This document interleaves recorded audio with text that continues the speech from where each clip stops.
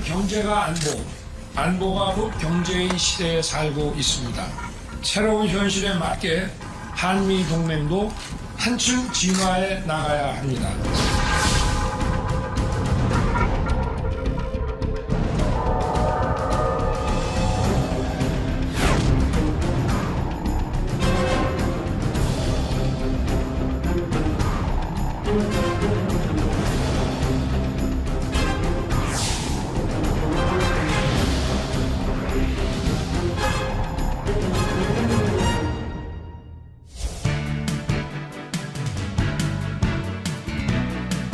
국제 정세는 격변기를 맞고 있습니다. 점점 치열해지는 미국과 중국의 경쟁과 또 예상보다 길어지고 있는 우크라이나 전쟁, 그리고 코로나19가 남긴 그림자. 이런 가운데 북한의 핵 무력 시위 도발까지 일어나고 있는데요.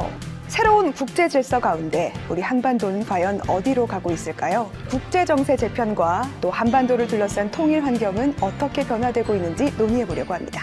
오늘은 세 분의 전문가와 함께하겠습니다. 성균관대학교 김태원 교수님, 연세대학교 통일연구원의 봉영식 연구위원님, 국립통일교육원 차문석 교수님 나오셨습니다.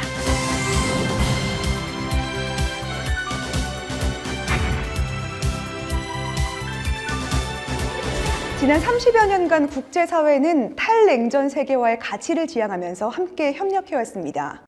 그런데 몇 년 사이에 협력적 세계화가 약화가 되고 국제 정세가 크게 흔들리고 있습니다. 신냉전, 그리고 제2차 냉전이라는 말까지 등장했을 정도인데요. 냉전 질서로의 회귀일까, 아니면 새로운 질서의 등장일까? 현 상황에 대한 진단을 부탁드리겠습니다. 먼저 김태원 교수님부터 부탁드리겠습니다. 네. 단기간에 사실 러시아의 승리로 끝날 거라고 예상했었던 이제 이번 전쟁이 좀 그런 예상이 빗나가면서 현재 벌써 1년이 됐더라고요.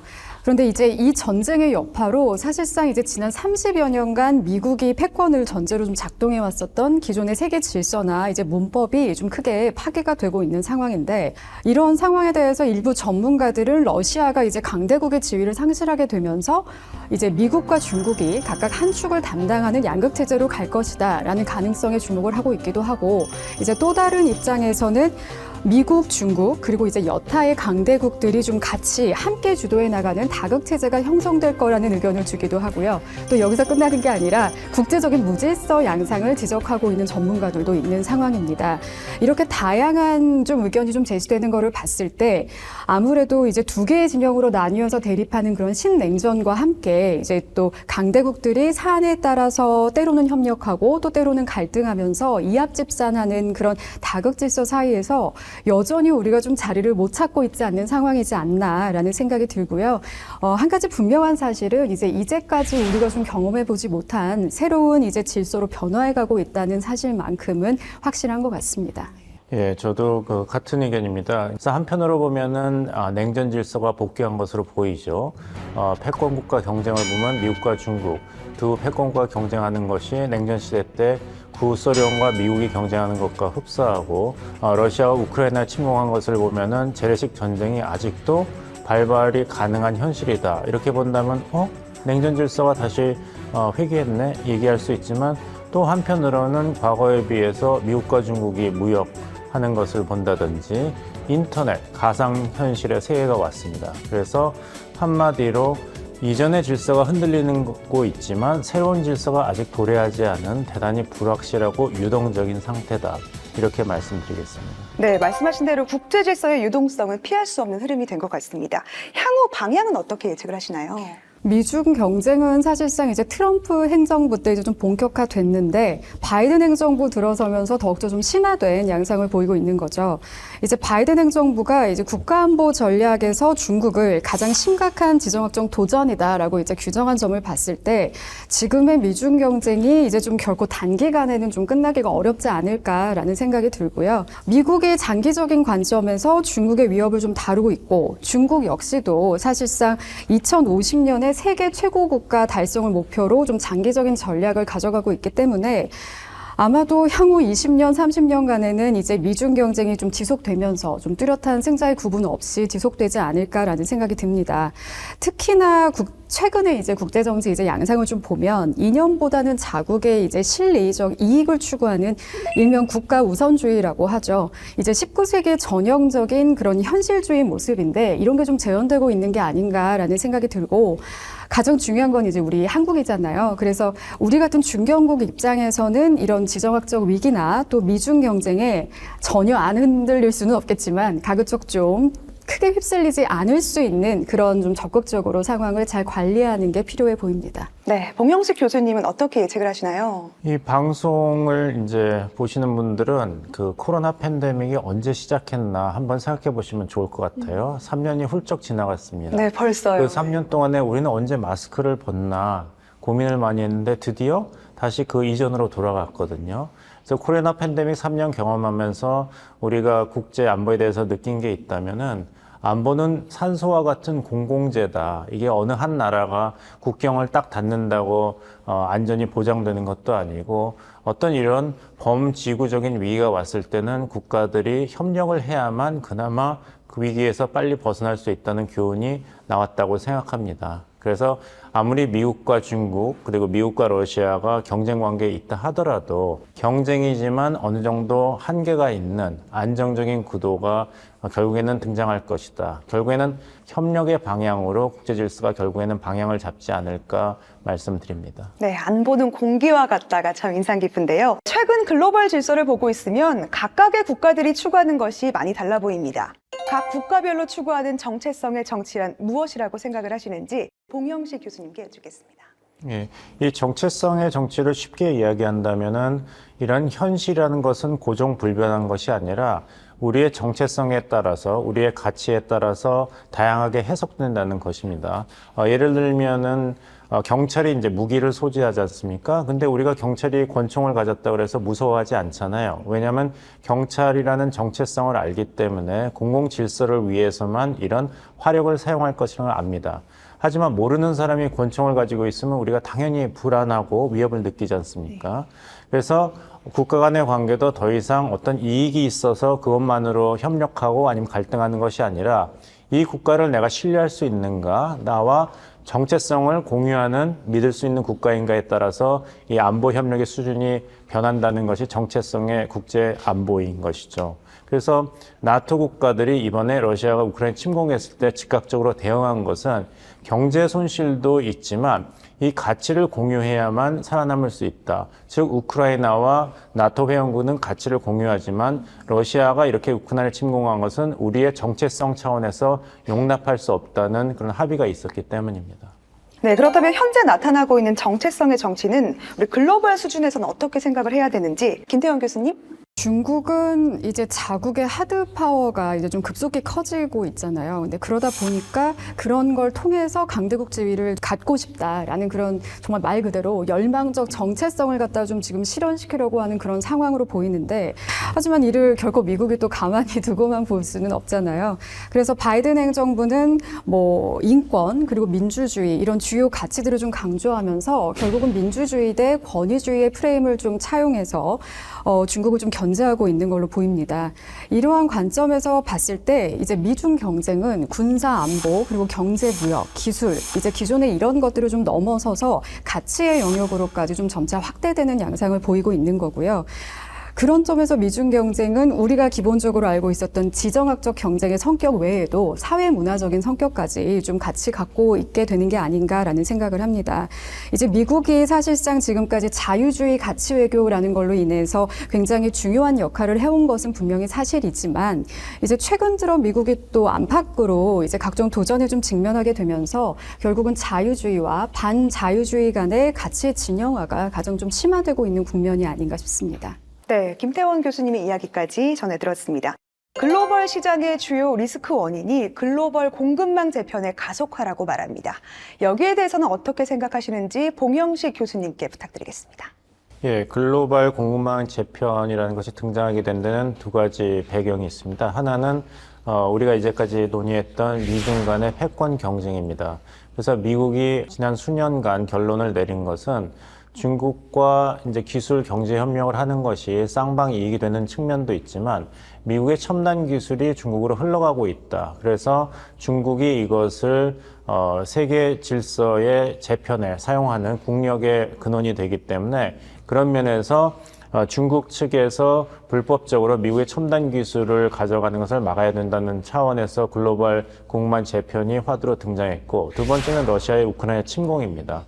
그 전까지는 비록 그 국가가 권위주의 정치 체제라도 같이 사업을 할 수 있다, 경제 협력을 할 수 있다고 했는데, 러시아가 우크라이나에 침공하면서 나토 회원국들에게 우크라이나를 지원한다면 우리가 에너지 공급을 끊겠다 했습니다. 그래서 권위주의 정치 체제의 국가와 경제 협력을 하거나 에너지 수출을 하는 것이 너무 리스크가 크다. 그런 면에서 글로벌 공급망을 재편해야 된다는 화두가 또 등장하게 된 것입니다. 네, 결국은 이제 좀 같은 맥락인 것 같은데, 많은 나라들이 사실 이제 글로벌 공급망 다변화에 이제 나서고 있는 지금 같은 상황에서 강대국들이 이제 정말 경쟁국을 상대로 좀 기술 국가주의적이고 지정학적인 이득을 좀 추구하는 그런 정책을 전반적으로 채택을 하고 있는 거잖아요. 이거는 이제 글로벌 생산 분업화에 상당한 좀 혼란을 야기하게 되는 결과를 낳을 텐데, 실제로 바이든 행정부의 이제 대중 정책 기조가 반도체법이나 IRA 등에 좀 반영되면서 글로벌 공급망 재편에 나선 거죠. 이제 미국과 중국의 첨단 기술 전쟁의 초점이 정말 반도체에 집중되면서 우리가 말하는 사실상의 반도체 전쟁의 국면에 이제 직면하게 된 건데, 트럼프 행정부 때 중국의 5G 기술에 대한 이제 견제했던 상황을 미중 첨단 기술 경쟁 1.0으로 이제 본다면, 바이든 행정부는 그게 이제 2.0으로 좀 바뀐 게 아닌가라고 보입니다. 아무래도 이런 반도체나 또 생산 장비에 대한 이제 대중 수출 통제를 좀 강화해서 중국 반도체 수출 그 제조 역량 발전을 좀 원천적으로 차단해 보겠다라는 의지를 표명한 거라고 저는 좀 읽히는데, 이 밖에도 바이든 행정부 같은 경우는 또 협력을 굉장히 강조하고 있잖아요. 그래서 이제 유사 입장국이라고들 많이들 얘기를 하는데, 민주주의 진영 등을 좀 거론하면서 다자 협력적인 전략을 좀 취해 나가고, 또 반도체 산업 같은 경우는 미국과 EU 간의 이제 무역기술위원회, 이제 칩4 동맹 등으로 이게 표출이 되고 있는 겁니다. 이럴수록 이제 글로벌 공급망의 이점을 지키는 게 이제 핵심적인 과제가 된다고 볼 수 있겠죠. 네, 2022년 러시아 침공은 유럽을 중심으로 글로벌 에너지 공급망의 전환을 가져오고 있습니다. 이 전쟁이 국제 질서에 어떤 영향을 미치고 있는지 평가를 부탁드리겠는데요. 먼저 차문석 교수님께서 말씀해 주시겠습니다.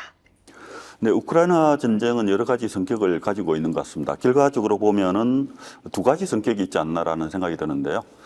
90년대에 시작됐던 탈냉전, 그리고 세계화, 그리고 그 전점에 있던 초세계화의 과정이 종결되는 그런 전쟁이 아닐까라는 생각이 들고, 이 전쟁 이후에 이 각 국가들의 그 이익들이 또 교차하고 그걸 정리하는 과정에서 새로운 질서가 형성이 된다면은 이 우크라이나 전쟁은 새로운 질서의 첫 번째 전쟁이 될 수가 있다고 봅니다. 어쨌든 우크라이나 전쟁은 코로나19 사태로 인해서 국제적으로 혼란스러운 그 글로벌 공급망이 존재했는데, 이것을 좀 더 혼란스럽게 하는 그런 전쟁이 아닌가라는 생각이 듭니다. 왜냐하면 러시아가 의도적으로 식량이라든지 에너지 문제, 그리고 지구적으로 중요한 소재에 대한 그 제한에 나서게 됨으로써 기존의 코로나19 사태로 좀 더 힘들어하던 공급망이 좀 더 악화되는 그런 결과가 초래가 됐습니다. 우크라이나 전쟁의 또 다른 측면을 살펴보면은, 기존의 우크라이나 전쟁 이전에 국제사회는 주권을 존중해주고 어떠한 분쟁이 있더라도 평화적으로 해결하는 것이 원칙이자 또 규칙이었습니다. 하지만 러시아가 이러한 원칙과 규칙을 훼손해 버린 셈입니다. 따라서 기존의 영토 문제라든지 규칙 문제들을 어겨서라도 자국의 이익을 실현하겠다는 나라들의 욕망을 자극하는 계기가 될 수도 있다고 생각하고 있습니다. 따라서 러시아와 우크라이나 간의 이 우크라이나 전쟁은 국제 질서의 불확실성을 굉장히 크게 증가시킨 계기가 되었다고 생각을 합니다. 그렇습니다. 이제 러시아의 우크라이나 침공을 보면서 중국의 전략적인 계산도 굉장히 복잡해졌다 말씀드리겠습니다. 세 가지를 말씀드리자면은, 첫 번째는 미국과 군사협력 관계를 가지는 것이 얼마나 큰 프리미엄이 있는가, 얼마나 중요한가가 잘 드러났죠. 그래서 트럼프 행정부 5년 동안에 그렇게 미국이 압력을 가해서 국내 총생산 대비 나토 재정 기여를 2%까지 올리라고 했을 때 그것을 동의하지 않았던 나토 회원국들이 러시아가 우크라이나 침공한 다음에는 자발적으로 2%까지 올리겠다고 천명을 했습니다. 두 번째는 중국이 과연 무력으로 대만을 침공하는 것이 가능한 것인가, 여기에 대해서 의구심이 증폭됐습니다. 이렇게 국경이 가까운 또 육지에서의 러시아 침공도 성공을 하지 못했는데 대만 해협을 건너서 중국의 인민해방군이 무력 침공에 성공할 수 있을 것인가에 대한 의구심이 제기됐습니다. 또 세 번째는 비록 중국 정부가 모든 힘을 다해서 신장, 위구르, 티베트 지역에서의 이제 분리주의를 막고 있는데 러시아가 오히려 돈바스 지역에서의 독립 주권국가 선언을 지지하는 행태를 보였기 때문에 이 점에 있어서는 중국과 러시아가 같은 방향으로 가지 않는다. 따라서 러시아의 우크라이나 침공으로서 오히려 이런 분리주의 운동을 막기 위한 중국의 노력이 오히려 저해를 받는 현상이 일어났습니다. 네, 글로벌 시장에 영향을 미치는 요인이 하나 더 있습니다. 바로 코로나19죠. 3년 넘게 이어지고 있는데요. 팬데믹이 국제 질서에 불러온 변화는 무엇인지 차문석 교수님께서 이야기해 주시겠습니다. 네, 코로나 팬데믹으로 무엇보다도 국가 간의 국경을 높이는 경향들이 나타나고 있습니다. 국경 통제가 강화되고 있는 것이죠. 또 하나 코로나 팬데믹으로 인해서 이 국제 가치 사슬이 동요하기 시작했습니다. 국가 간의 생산, 유통, 소비가 연결이 돼 있던 국제 가치 사슬이 동요되면서 각국에서 경제적 영향을 크게 받기 시작했습니다. 실업이 증가하고 많은 영향력 있는 기업들이 이 부정적인 영향을 받기 시작한 거죠. 따라서 각 국가들은 이 실업에 직면해서 정책을 내놓는 것이 바로 리쇼링 정책입니다. 기존에 세계화 시기에 해외로 뻗어나갔던 많은 기업들이 다시 국내로 돌아오는 혹은 돌아오도록 만드는 정책이 리쇼링 정책인데요.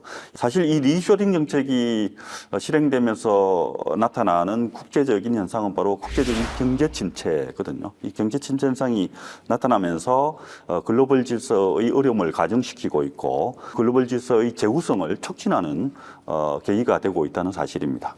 우리는 경제가 안보, 안보가 경제인 시대에 살고 있다.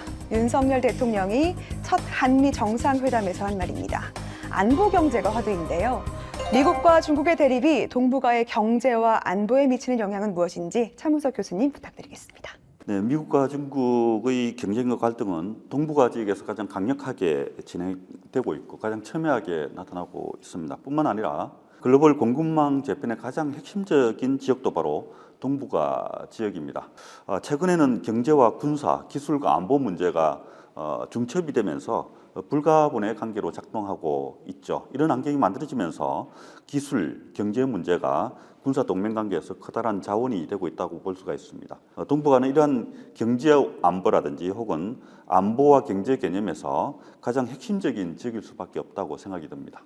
경제 협력이나 공급망 재편과 관련해서 이제 동북아 지역에 이렇게 관심이 집중된 이유는 차문석 교수님께서도 말씀해 주셨지만 모두 동북아 영내 국가들이 이제 결국은 IPF와 칩4의 주요 참여국들이랑 겹친다는 거죠.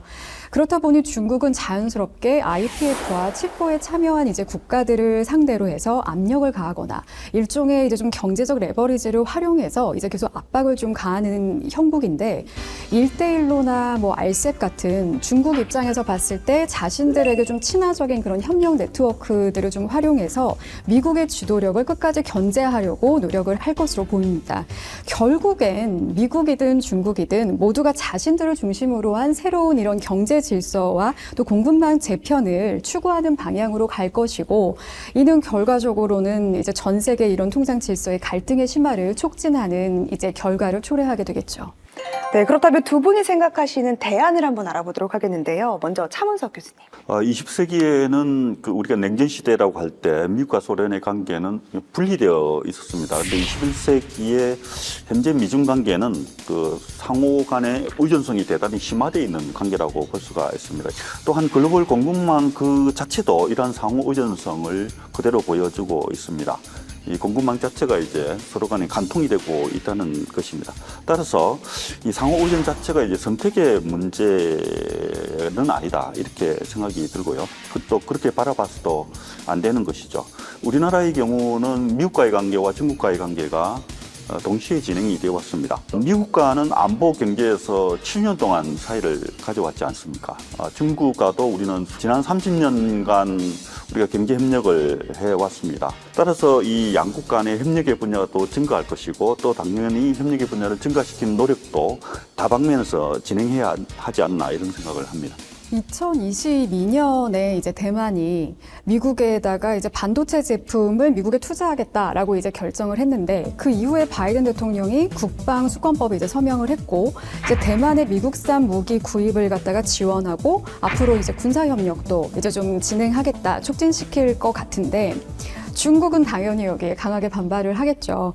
그래서 미중 반도체 공급망 경쟁이나 또 양안 갈등 속에서 이제 우리 한국은 아무래도 중국의 이제 한국의 첨단 그리고 최첨단 그런 반도체에 대한 의존을 좀 무기로 삼아서 좀 억제시켜야 되는 그런 입장인 것 같고요. IPF와 칩4를 통해서 이제 말씀해 주셨듯이 미국과의 협력도 동시에 좀 강화해 나가야 되는 그런 상황입니다. 또 제가 한 가지 조금 주목한 부분은 대만이 이제 반도체 생산 능력을 갖다가 일명 철의 방패로 이제 삼았잖아요. 그래서 그런 거를 좀 이제 우리도 잘 이제 벤치마킹해서 반도체 공급망을 지키기 위한 일명 한반도형 이제 철의 방패 그리고 뭐 실리콘 방어막 같은 것들을 좀 만들어야 되지 않을까라는 생각을 해봅니다. 그리고 무엇보다도 이제 또 우리도 대만처럼 미국에게 대한 이제 대규모 반도체 투자의 반대급부로서 이제 확장 억제 이상의 좀 확실한 안보 지원을 받아내야 되지 않나. 이를 위해서는 물론 협상력이 가장 크게 좀 발휘가 돼야 되겠죠. 네, 동북아의 군사적 긴장감이 가장 많이 감도는 곳은 바로 대만 해협이라고 생각을 합니다. 작년 8월에 펠로시 당시 하원 의장이 대만을 방문했죠. 중국은 대만을 봉쇄하고 대대적인 무력 시위를 벌였습니다. 이후 미중 간 군사적 충돌 우려도 커지고 있습니다. 정말 중국이 대만을 침공할지 이런 상황에서는 대만 문제 어떻게 보실까요? 정말 중국이 대만을 무력 침공을 할까요? 이것이 그냥 추상적인 시나리오가 아니라 지금 띵크탱크 그리고 각국 국방부에서는 그 치밀하게 시나리오를 가지고 대비를 하고 있습니다. 이제 미국과 중국이 국교 정상화를 할 때 미국이 합의한 것이 하나의 중국 원칙입니다. 그렇다고 해서 대만을 중국이 통일을 지향하는 차원에서 무력으로 침공해서 통일을 이루는 것, 이것은 미국이 절대 반대하는 입장도 고수하고 있습니다. 그러면서 대만이 독자적으로 독립선언을 하는 것도 미국은 여기에 반대 입장을 계속 고수하고 있습니다. 그래서 이것이 소위 양면 억제 전략인데 중국이든 대만이든 어느 한쪽이 이런 대만 해협에서의 현상 유지를 흐트리는 무력 시위를 한다면 미국은 여기에 절대 반대를 하고 행동으로 나서겠다는 것이 바이든 행정부의 안보 공약이기 때문에 우리나라도 여기에 대해서 계속 주목을 하고 있죠. 왜냐하면 대만 해협 유사 사태 발생 시에는 주한미군이 대만 해협으로 차출되는 시나리오가 미국 내에서 논의되고 있기 때문에 대만 해협의 유사 사태가 우리한테는 먼 이웃의 남의 일이다 할 것이 아니라 우리 한반도 안보와 평화를 유지하는 차원에서 어떻게 선제적으로 또 장기적으로 준비할 수 있을까, 이것을 깊이 논의해야 된다 말씀드리겠습니다. 반도체는 우리와 대만이 그리고 전기차 배터리도 우리와 중국이 점유율 싸움을 벌이고 있습니다. 향후 동북아 국가 간의 공급망 경쟁의 전망은 어떻게 보시는지 차문석 교수님께서 설명해 주시겠습니다. 동북아 지역에서 글로벌 공급망 재편 문제는 가장 중요한 아젠다 중에 하나입니다. 반도체라든지 히토류, 바이오, 그다음에 배터리 등의 이제 전략 상품들이 상당히 그 공급망의 중요성을 가지고 있는 부품들이기도 합니다. 이것은 경제 기술뿐만 아니라 군사 안보적인 중요성도 가지고 있기 때문입니다. 4차 산업혁명의 기술적 주도권과도 이 부분은 관련이 되어 있기 때문에 굉장히 민감한 문제이기도 합니다. 향후 동북아 지역에서는 한국과 중국, 일본뿐만 아니라 베트남이라든지 인도네시아, 말레이시아 같은 많은 국가들로 이제 공급망 재편이 확대돼서 나타날 것이고, 이로 인해서 영내에서는 새로운 그 산업 재편이 진행될 것으로 보입니다. 이 과정에서는 많은 국가들의 사활적인 이익이 걸린 문제이기도 하지만은 또 국가들 간에 협력적으로 또 해결해야 될 문제이기도 합니다. 따라서 향후 동북아시아에서 이 공급망의 이 순조로운 재편 문제, 그리고 산업 간의 협력을 창출하는 문제, 이것은 이 동북아 지역의 부흥이라든지 번영, 그다음에 또 나아가서 평화 질서에 아주 중요한 과제가 되지 않을까 이런 생각을 합니다. 네. 글로벌 질서는 물론이고 동북아 정세도 요동치고 있습니다. 우리 한반도는 어떤 영향을 받고 있을지 김태원 교수님부터 설명해 주시죠. 2023년의 가장 큰 주제는 본격적인 이제 포스트 코로나19 시대의 질서의 시작이다 이렇게 보고 있는데 그 핵심을 한 3가지 정도로 이제 추려본다면 첫 번째는 강대국 이기주의가 있고요. 또 두 번째로는 세계화에 대한 반성을 담고 있는 좀 세계화 2.0의 시작, 그리고 세 번째로는 신흥 안보 위협의 이제 또 다른 본격화라고 좀 보고 있습니다.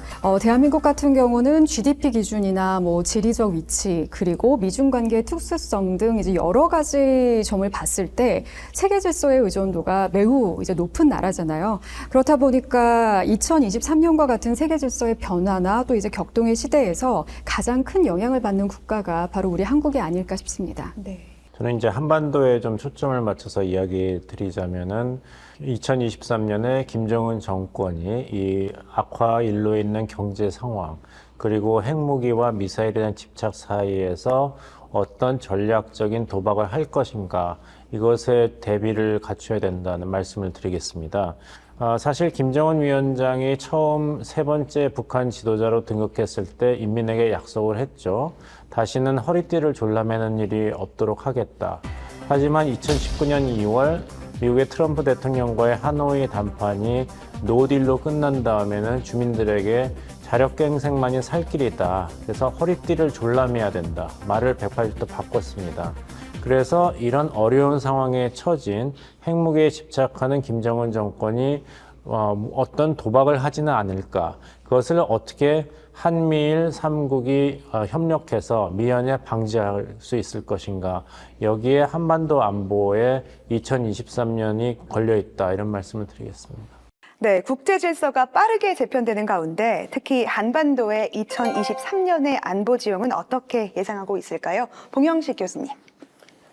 지난 2021년 1월 8차 당대에서 북한 정권과 군부는 5종의 신형무기 개발을 결정했습니다. 그래서 그 신형무기 개발이 완성되기 전까지는 2022년도와 마찬가지로 올해도 북한에서는 각종 미사일 실험, 도발이 진행될 것으로 보입니다. 한마디로 말씀드려서 굉장히 긴장이 지속되는 상황이 예상되고 7차 핵실험 강행에 대해서는 김정은 정권이 여러 가지 전략적인 계산을 할 것으로 보입니다. 왜냐하면 돌파구 마련 차원에서 다시 한번 핵실험을 강행하고 싶겠지만 핵실험을 강행한다면 한미일이 사이버 공간에서의 제재를 포함한 각종의 강력한 대북 제재를 강행할 것이기 때문에 과연 7차 핵실험을 해서 얻는 것이 더 많을 것이냐, 아니면 북한이 잃을 것이 더 많을 것이냐를 치밀하게 계산한 다음에 김정은 정권이 제7차 핵실험 강행 여부를 결정할 것으로 보입니다.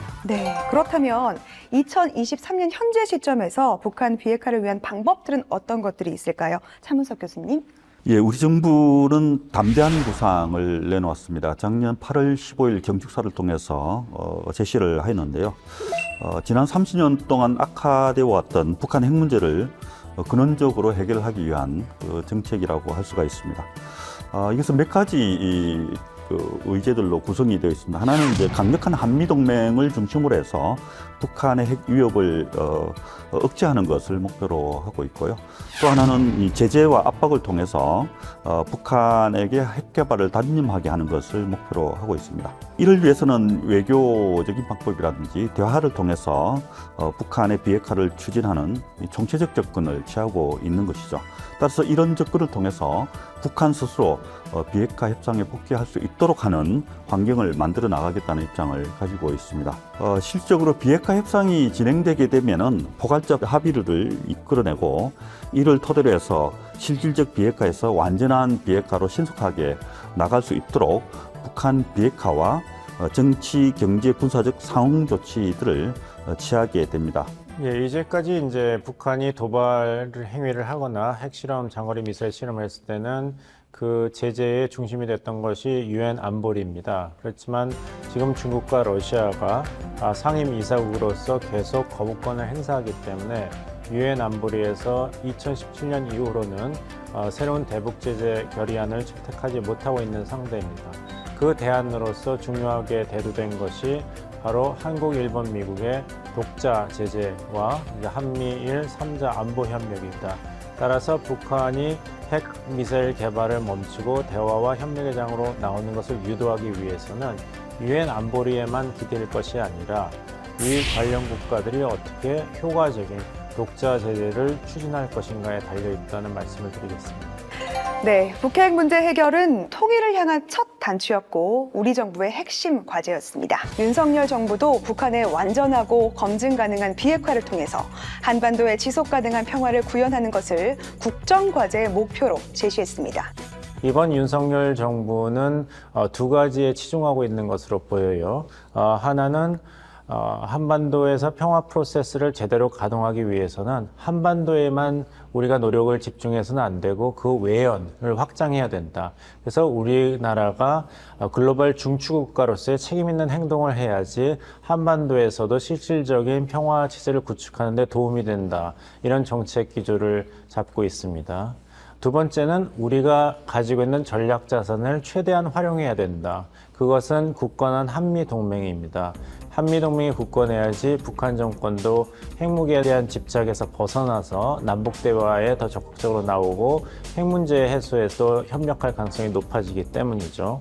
그런 면에서 본다면은 이전 정부와는 달리 중국에 대해서 우리가 안미 경중이라는 어떤 전략적 모호성 전략을 취하기보다는 그 전략적 모호성 전략이 오히려 모호한 전략에 그칠 수가 있기 때문에 한미 동맹을 강화하고 글로벌 중추국가로서의 우리의 핵심 가치와 원칙을 지키는 것이 중국을 설득하는 데도 더 도움이 된다. 이런 정책을 계속 추진하고 있습니다.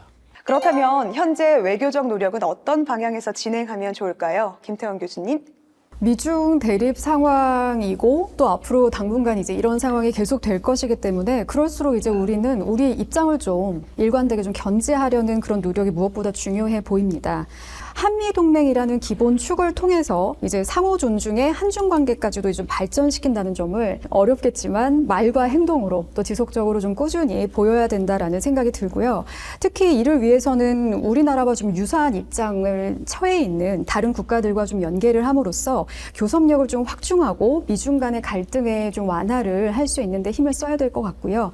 서두르지는 않되 그래도 착실히 차근차근 좀 기반을 다져 나가려는 모습을 보여야 되고 이런 데는 또 투트랙 접근이 빠질 수 없다라고 생각합니다. 네, 세 분의 말씀을 잘 들었습니다. 네, 지금 우리는 세계사의 변곡점에 서 있습니다. 미국과 중국이라는 패권 경쟁 속에서 한국의 위상을 높이고 글로벌 중추국이 되기 위해서는 국제 정세에 대한 시야를 넓히는 노력이 필요한 때입니다. 그런 관심들이 쌓여서 한반도 통일에도 한 걸음 다가설 수 있게 되기를 바라겠습니다. 오늘 김태원 교수님 그리고 차문석 교수님, 봉영식 교수님 오늘 귀한 의견 고맙습니다. 시청해주신 여러분 고맙습니다.